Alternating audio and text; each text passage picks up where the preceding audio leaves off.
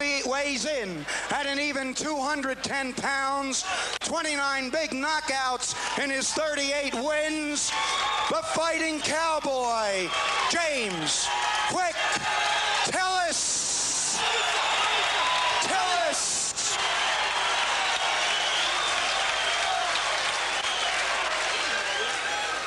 His opponent in the blue corner is from Atlanta, Georgia.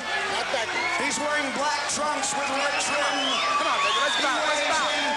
202 pounds even. Professional record of 18-0 with 14 big KOs.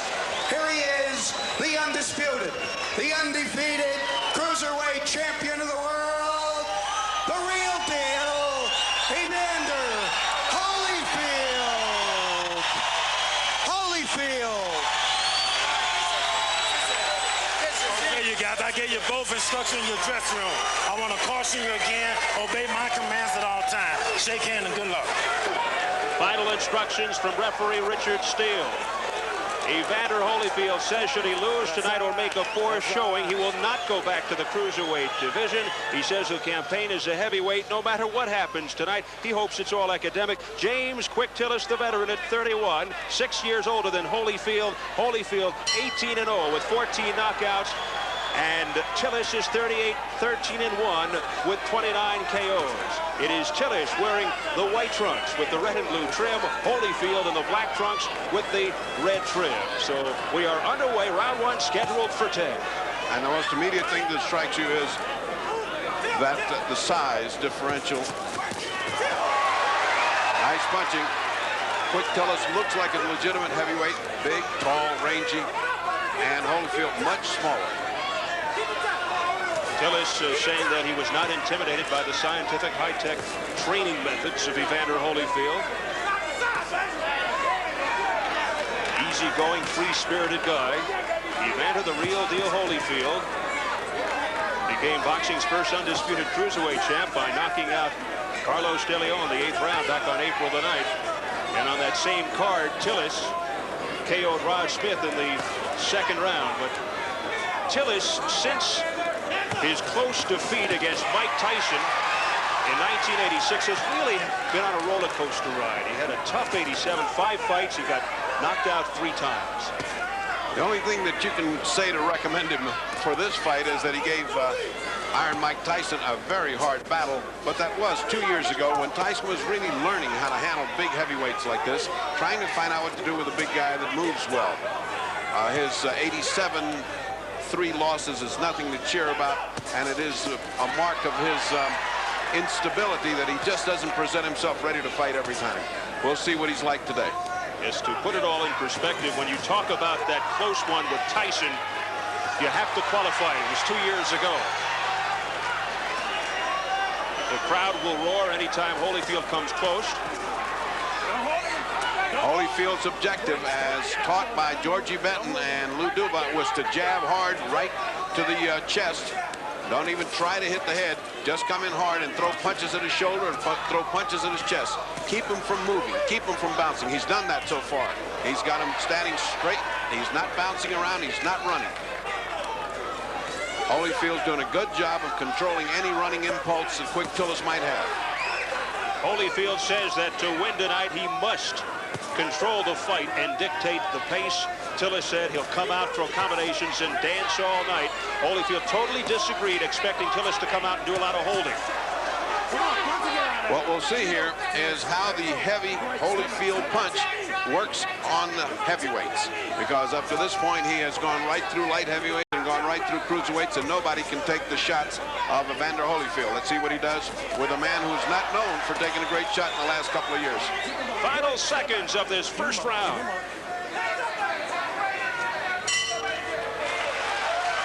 Round one is history. The first round for Evander Holyfield as a heavyweight. Lou Duva, George Benton, Ace Barada in the corner.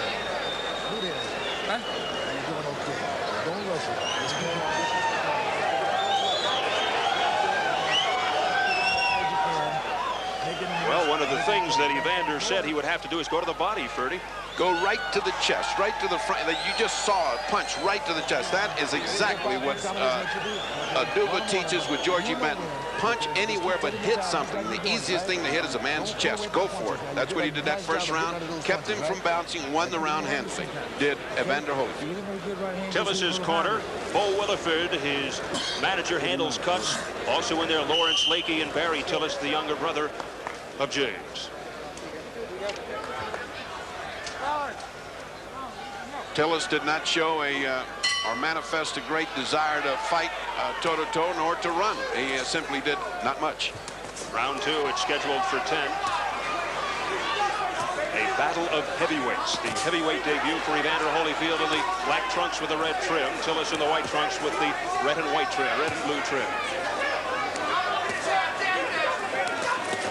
There's the jab that Holyfield is famous for. He's also famous for his hand speed and his quickness, and so far it doesn't seem to have suffered despite putting on the extra 12 pounds. That's evident, and that's what if you're watching this fight to score Evander Holyfield progress into the heavyweight, notice his hand speed. He's just faster than the other guy by just a hair, but he gets it off first and it lands first, discombobulating any offensive plans that Quick Tillis might have. Evander Holyfield, an excellent, exquisite boxer, uses the jab effectively. All business, not a showboat. That was more a push than anything else. Oh, that was more sloppiness than anything else from Quick Tillis, who's already starting to be a little sloppy. You didn't need to do that. That was too far back to lean into the ropes. He's going to be very careful against Evander Holyfield or he's in trouble. He's holding his hand up, but he's pulling back from a punch. Evander will eat him up if he keeps pulling back like that because he is not Muhammad Ali. He doesn't have that speed and ranginess to avoid a punch going back. Tillis claims that Holyfield fights off balance. Well, a lot of that off balance is the punching and pushing that Holyfield is doing right now.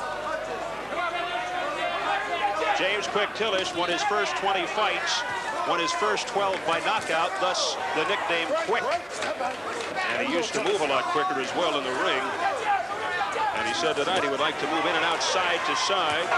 Well, he's going to have to change his name to Not So Quick Tillis because he's getting outspeeded and slugged. Here's an assault by Holyfield. And the crowd reacts. Capacity crowd of about 5,000 here in the outdoor arena at Caesars Tahoe. Cooling off, making it very pleasant for the fighters and the fans. For one of the fighters. The other one isn't having too much fun right now. Tillis, still no offense from Tillis. Still nothing to scare off or hold off Holyfield. Whether he's trying to lure him into a sharp punch, you won't know, but he may find himself on his back waiting for that lure to happen. There was one. What a great example of hand speed. A hard right by Holyfield. That stunned Tillis. And Tillis holding on with 8 seconds left to go. Another right as the bell sounds. And after the bell, they continue to go. Richard Steele has to step in. And look out now. Lou Duva and Bo Williford in the two corners are going at it. And Richard Steele has to step between the two trainers. There's no room in boxing for that. There is no room in boxing for that kind of nonsense. That's hooliganism at any level. That should not be allowed. One of the most bizarre incidents you'll ever see. When tempers flare like that, experienced hands like Lou Duva and Williford should know better than to try to go at each other. That's sometimes called maturity. Let's look at the end of round 2. Let's see how things develop. Well, you can't hear the bell, but you can see that the fighting continued. Duva then held on to Quick Tillis so there wouldn't be any continuous action. Williford misinterpreted that and came in. That should never have happened. Never should that have happened. And here we go. Round 3, and this crowd is revved up. Well, one of the things it did was wake up Quick Tillis because he's mad.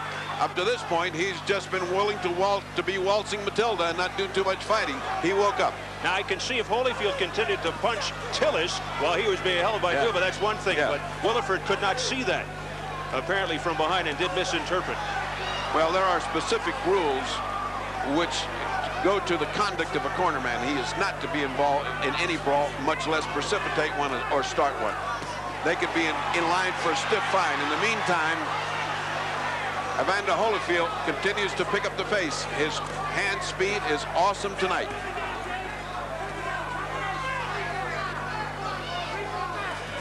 So what a wild conclusion to round 2. And you wonder if something like that could eventually lead to a disqualification, but so much at stake here tonight. Well, the two fighters weren't the ones who were getting hurt. It was two older guys that should know better. I don't think their cardiac system is meant to fight at this age. Lou Duva, who is known as the Chief Operating Officer and head trainer, as far as Team Holyfield is concerned. Bull Williford is a manager. Well, both have been fighters, and both are short-tempered men, both of them. And, of course, we've seen that happen with Lou over and over and over again. Past the midway mark, round 3. Things really heating up at the end of round 2. And so far, this third round uneventful, relatively speaking. After the second round, it is a peaceful round, but the superior hand speed and ring generalship of Holyfield is vastly, evidently superior to Tillis, who went back to slow motion after a pretty peppy start.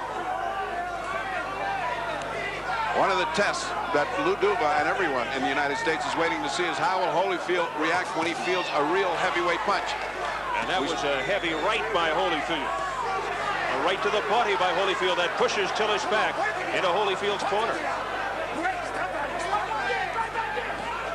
It's that kind of punch to the body that makes Quick Tillis wish that he was back on the range punching cattle. They don't punch back.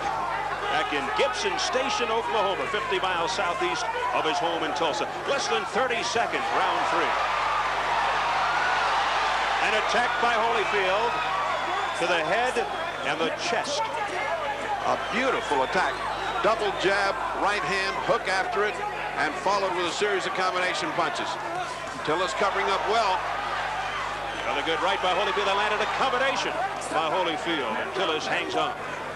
Heading for the bell, round 3.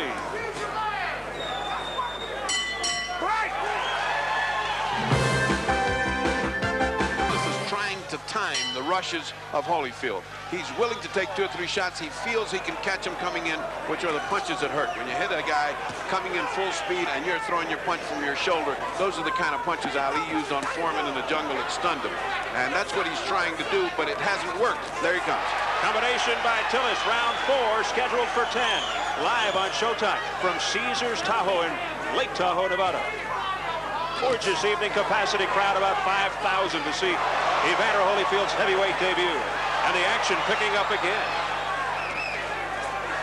Again and again, at the risk of being repetitious and monotonous, it is a question of hand speed, reflexes. That's what this boxing game is all about.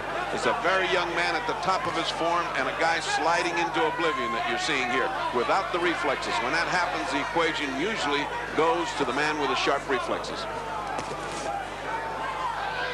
Holyfield's chin has yet to be tested. He has yet to be hit hard.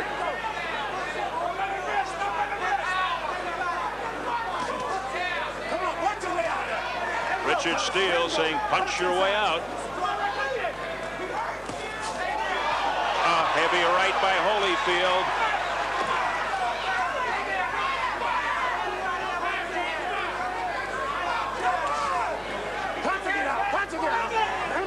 Tillis willing to punch and grab, trying to take and buy time.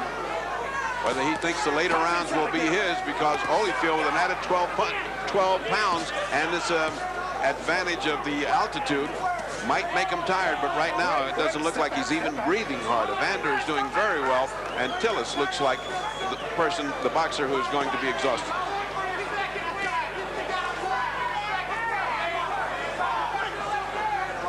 Holyfield wearing the black trunks with the red trim. Tillis in the white trunks with the red, white, and blue trim. And Richard Steele is getting somewhat angry. Punch your way out, he keeps saying, because there's too much holding. See, that's the indication of a guy starting to resign. A couple of punches and he holds Holyfield. A couple of punches and he holds Holyfield. That's a guy saying, let me think of how I can get out of this. Not a positive approach.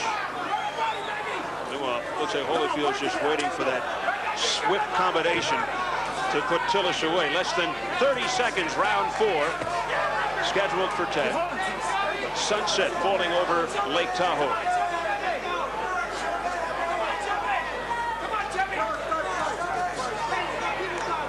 Holyfield likes to set up that devastating right with the left jabs.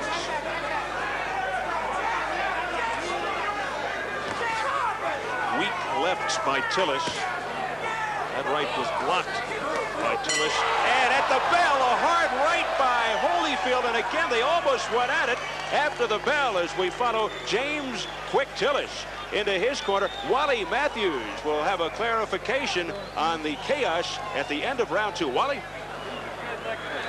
According to Chuck Minker of the Nevada State Athletic Commission, the responsibility for calling a disqualification in that instance lies solely with referee Richard Steele.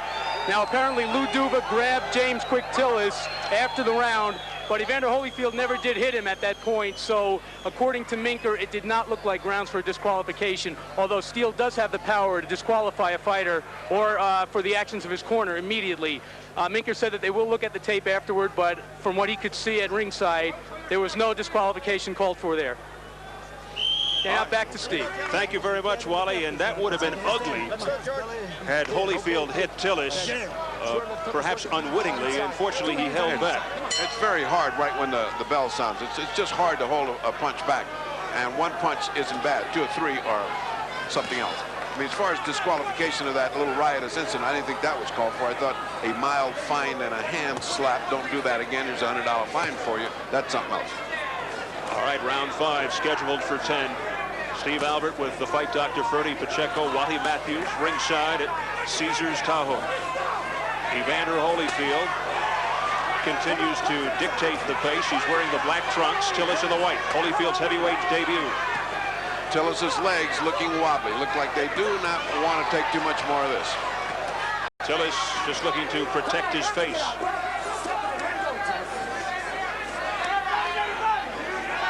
Tillis looks spent. Yes, he does. He's been looking spent for about the last 2 rounds. The pounding he's been taking. Oh, a combination by Holyfield. A blistering assault. And Tillis just throws him away with his right glove.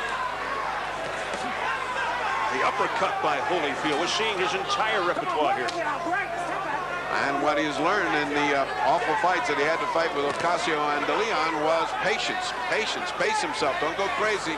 And that's certainly holding him in good stead. He's fighting his fight. He's not getting nuts. He's just going at Tillis, chopping him down bit by bit.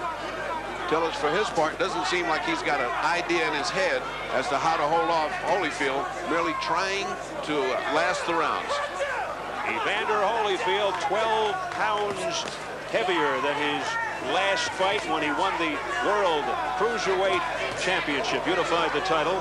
He was 190, he's now 202. Tillis checks in at 210. He was 228 when he went into training. But he says he's in better shape now than when he fought Tyson 2 years ago. But so far it's been Evander Holyfield controlling. Come on, your hands are free. Your hands are free. Your hands. Holyfield, let's fly. Oh, and a right by Holyfield. And Tillis looks like he's looking for a place to land. He's looking for a good excuse to go down. Couple of good shots and he'll be gone. Thunderous drives by Evander Holyfield. Tillis with his hands down. Give Tillis credit. He's taking those shots. He could go down under any one of those. Let's see if he can survive the 5th round. Approaching 20 seconds remaining. After all, this is a man that a couple of years ago took everything a young Tyson had to give. So if his mind is set, oh, what a punch by Holyfield. And he followed up with a left and a right and another left. And Tillis is in trouble. Final seconds, round 5. Can he make it to the bell? He hangs in there. It was almost as if Holyfield sensed this time that the bell would sound. And he stopped punching just a second before the bell rang. So 5 rounds complete, and Tillis being rocked. Let me call the doctor. Let me call the doctor. How you feel, man? Let me doctor up here. Heard something about getting a doctor. Yeah, they're calling a doctor up. Quick Tillis. Apparently, that's one way to get out of there. Dr. Edward Dene checking Quick Tillis. Let's see if he can hear what the doctor's saying. Okay. You want to fight? It's all over. The doctor apparently advised Richard Steele, and Steele signaled all over. Evander Holyfield has won his heavyweight debut, stopping James Quick Tillis after round 5. Certainly a good introduction into the heavyweights. If there's a negative that can be found, it will be found, and it will be that he doesn't punch hard enough to knock out anybody, which is would be, in my estimation, nonsense. He punched very well.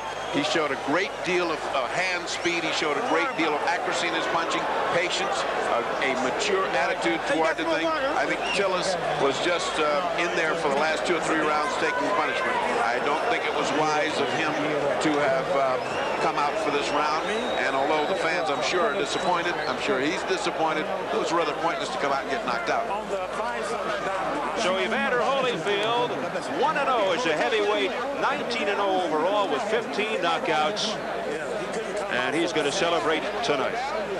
We'll take a look at the final moments. Well, you can see from the accuracy. Look at that uppercut, and look at the head, the way it bobbles. You know he's in trouble. He is dizzy. The punches are now beginning to rain on him. The effect is cumulative. If that round had been another 10 seconds, he would have been knocked out. And the point of having the doctor come up was excellent.